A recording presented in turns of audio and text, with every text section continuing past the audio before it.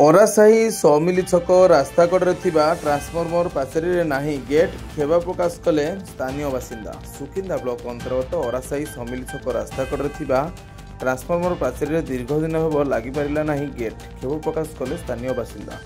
सूचना मुताबक छोट छोट पिला गृहपालित प्राणी सुरक्षा को दृष्टि रखी स्थानीय लोके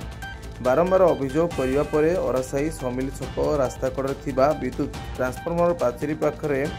विद्युत विभाग पक्षर पाचेरी निर्माण होता किंतु दीर्घ दिन हेबो सही पाचेरी रे गेट लगी पार देखा मिली।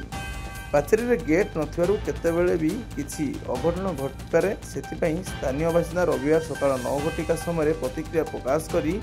खेब प्रकाश करथिबा देखा मिली। एने विभाग अधिकारी सहित जोगाजोग हेबा परे से एहर विहित तदंत करी समस्यार तुरंत समाधान करिवे बोली प्रतिश्रुति दैछन्ति। नीतीश कुमार पंडा कौन कहे गोटे एमती ट्रांसफॉर्मर मुकुला व्यवस्था पड़ी गेट फेट किसी ना कौन कहे असुविधा कौन चलती तो एमती आर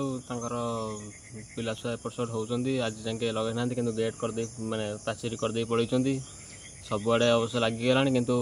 ए साइड लगे ना जाए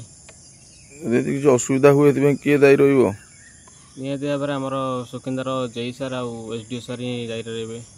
बोलना कौन कहले शरत महाराणा